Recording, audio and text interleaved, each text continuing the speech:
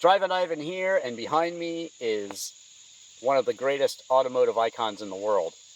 I'll tell you who said it was the most beautiful car in the world later in the video. But just know that I'm very excited to drive this car and tell you what it's like to drive it. And we're going to find out what I think about it. And of course, we're going to find out if I'm going to be impressed. So let's get going. Well, come on, just look at this thing. Of course I'm impressed with the look of it. It's like a sexy, slinky, beautiful woman in a beautiful, bright, red, shiny cocktail dress. What's not to love about it? There's not a single angle on this car that you can look at it and find any flaws whatsoever. Just an iconic beauty from every single angle. Stunning. Try to pick out the best angle. You can't. They're all good. I mean, that long nose, the beautiful headlights encased in those shapely, angular, what are they called?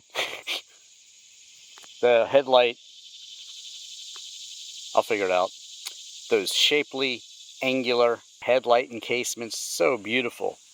Down low here and just gorgeous from every angle. The hood scoop there is certainly, wow, just, there's hardly words to describe, in my opinion, just how great this thing looks. Oh, man. You know, this was the day when the Corvettes were out there and these were out there, and, you know, some people like the American cars, some people like the foreign cars, and they all had something to make them special. And the C2 Corvette is a beautiful car, but even the split window in like 63, I think you'd have to get to that one to have anything to hold up against this Jag. The wire wheels, look at the racing Jag right there on the bonnet. See it? I mean, everything about this car. Yes, this absolutely is one of the most beautiful cars ever created. And like I said, later I'll tell you which very, very well-known automobile personality said that. But let's take a look inside now. If I could just stop drooling. Geez, so pretty. It's funny, but getting into the car, it reminded me of my Austin Healey Sprite, because that handle, even though you push it the opposite direction to get in, it's very similar to the Austin Healey Sprite, the wood steering wheel, the wood shifter, but of course this car has more get up and go, even than my 1275 high compression MG Midget clone of my Sprite. Also, that's a pretty quick car for its day, but this one is quick, and it has everything you need to help you out in your joy of driving experience. And it's all just classic vintage old school. Huge wood-rimmed steering wheel, of course with the Jaguar emblem on it. Same with the shifter. It's a 4-speed manual with reverse, of course. Ashtray with the prancing Jaguar, and the armrest. Enough room to fit your phone. Well, wow, just imagine if you could go back to 1971 and show somebody this phone. And actually, I'm using a phone to tape this review. Technology has come a long way, but you would be hard-pressed to find a modern car that you might want to be in on a day like this, in an interior like this, even though, of course, there's been many advancements. Simplicity is what it was all about back then, and they changed out the toggle switches to these later ones, so that in a sense is less desirable, but these have better ergonomics all the way around. Other gauges are the battery, oil, a clock, water temperature, and the fuel gauge too, and they all seem to work. And you have a hazard warning map, that's a light, of course, interior light, panel dim lights, side and headlights, wiper, slow, fast, washer, and it's got the triple windshield wipers. That's pretty cool. And then the washer, and then the fan speed select, and then an extra one here at the end. Cool to hot run, choke, and a glove box too. Everything you need. And then air conditioning too. So everything you need, like I said, and nothing you don't. Just behind the passenger seat is the sneaky place where you pop the trunk. And before I show you that, look at this really high-tech sound system here. Kind of funny because I don't even want to hear the radio when I'm driving this car. But you know, if you're owning this car and maybe taking it on a long trip to a car show or something, it's nice to have a good sound system, and this car certainly does, or did for its time. Might be a little antiquated by now, but still Alpine, top of the line for when it was installed. So it's pretty cool aftermarket plus there to make this radio shine. And so the experience of owning and driving this car has improved. The bucket seats, not big bolsters or anything, but they hold you in okay when cornering, and the headrests are quite cushy and comfortable.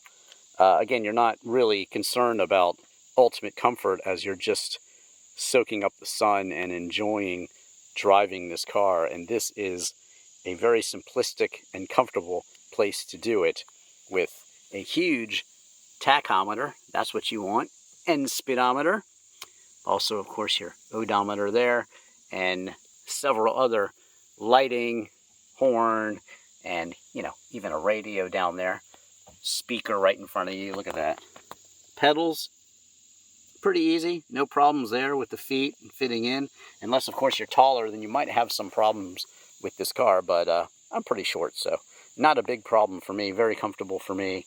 And, again, all about the business of going fast in what was, of course, a GT Grand Touring car back in the day. I would say it's a great interior. E-Type Jaguar 4.2. Pop it open here, and you can see that this car is a many-time show winner. Awards from several shows, 2012, 13, and 14, first place. And there you go, Nation's Capital Jaguar Owners Club. So this is a show winner that has done very well in the past. And underneath, there's, of course, more storage for things. It does have the original toolkit, and this car does actually, it is for sale, and it does come with a lot of extras as well. But certainly, actually, a pretty large trunk for back in the day. I think this cover was designed just so he can display his winnings here, but it actually does have a very usable trunk for a car of this age. Quite large, too. So to pop the hood, you have these two cool latches, one on each side. Pull them out. And there you go. We have the 4.2 liter inline 6-cylinder that Jag is famous for. You can see it all when you open the hood there. They kind of look iconic also with the hood up there. But speaking of this engine, 4.2 liter inline 6, like I just said, 4-speed manual transmission. And this one, I'll come over to the other side because it has the triple SU carburetors. I'll tell you more on what that means later. It would have come with two, but this is an upgrade. And you're looking at, well, anywhere from 220 to 264 horsepower right in there. But this one, which I'll talk about later, has some upgrades, and it also does not have the fuel injection and all of those emission things that were happening in 1971 that would have kind of starved this thing of some of its performance. So it's got all the right tasteful, sensible upgrades on the engine, and just smooth as silk, and also a really nice looking engine too, I think. Fuel economy, I spoke to some owners, and they said that you're looking at about, at the most, maybe 24 miles per gallon. And if you drive it hard, you're probably at about 16 miles per gallon. But if you're just cruising on the highway, 24. So that's pretty darn good for a car of this era. And I think quite impressive. A practical classic that you can own, and it's not going to kill you with gas prices pretty high these days.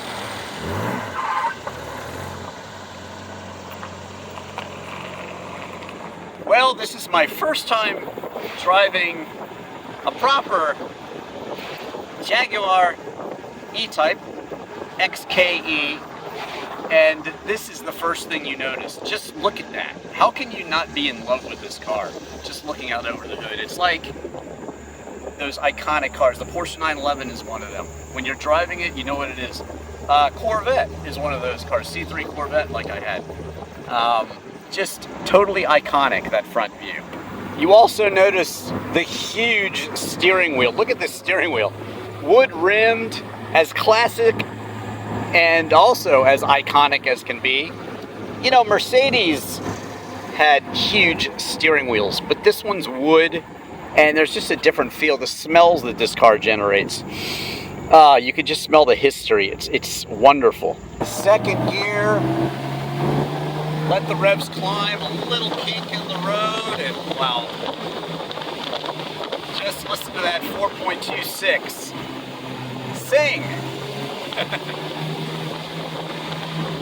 Sometimes you just don't want to shift gears at all.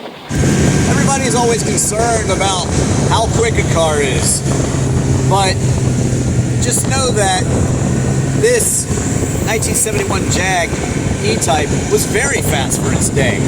It's not going to feel that fast now. You know, a Honda Civic will out-accelerate it and outperform it, but if you're worried about that, you just don't get it.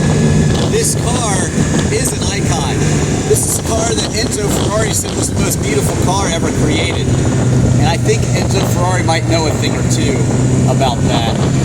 Enzo was not an innovator. In fact, he waited for manufacturers like, guess who?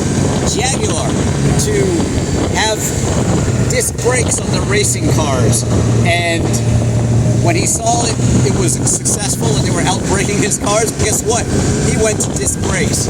So disc brakes were developed in probably the late 50s, early 60s by Jag for the D-Type. And these were innovative cars. This Series 2 car is a car that's more comfortable.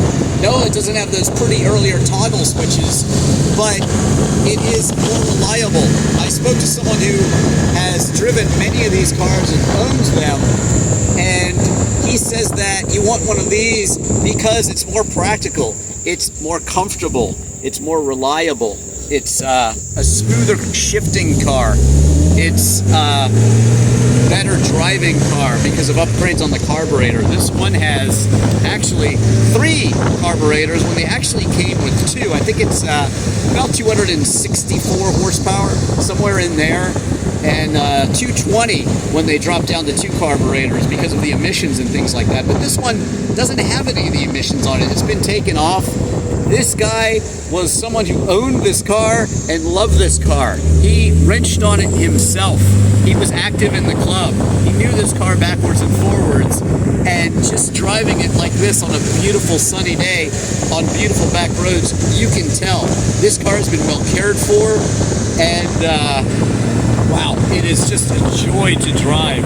Here I am driving an iconic car on incredible twisty roads. I mean, geez, bright red Jag, twisty roads, not near any traffic. You gotta pinch yourself in moments like this in life. This is absolutely incredible. And unlike meeting one of your favorite celebrities, this car is such an icon. I was a little bit worried about driving it. I had driven a clone of the Superlight. Check that one out. Just Google Drivin Ivan Superlight Jag. That's one of the 12 Superlights built, but that was more of a racy car. This is the cruiser. This is the one you want. It's just pure automotive enjoyment. It is so pretty to look at. Yes, Enzo Ferrari said it was the most beautiful car in the world, and I think he's right. I mean, there's those Talbot Lagos from back in the day, but certainly from this era, this car is just breathtaking. And to drive such an icon, and I tell you, it did not let me down. It's just very responsive. It's exactly what you think a sporting Jaguar should be like. You can see my videos. I bought the cheapest supercharged Jaguar for my XJR that I bought, and also I have an X-Type wagon, and you can watch my reviews of that or any car by just searching for Drivin Ivan. This car right here, oh, I am so pleased that I got a chance to drive it. And well, this one is actually for sale, so if you're interested in this car, go ahead and contact me. I'm also on Instagram, Drivin Ivan Cats, just like my Drivin Ivan Cats channel. TikTok, The Real Drivin Ivan. But go ahead and contact me and I'll show you how to get in touch with the owner. this is a show winner that's been taken care of, and it's a new owner. Unfortunately, its owner passed away, so you can take on this beautiful, iconic car. I think they're asking $80,000 for it. So again, if you want it, contact me, and I'll get you in touch with the owner. But yes, I am impressed. It was a true joy to drive. One of the most iconic cars from that era, the 60s, early 70s. Everybody loves this car, and I love driving it and producing this video. It's just been pure joy. Thanks for watching. Don't forget to follow me on Twitter and Instagram. Smash that like button for me. Subscribe. Check me out on TikTok, The Real Drivin Ivan. Listen to my podcast, What Makes a Car Special, and Car Capers, another one coming soon, of course. And check out my disc golf videos, literal video for Chris Isaac's Wicked Game. And like I said, just search for any car in Drivin Ivan and you'll find my video. Thanks for watching. I'm Drivin Ivan. Let's hear it one more time.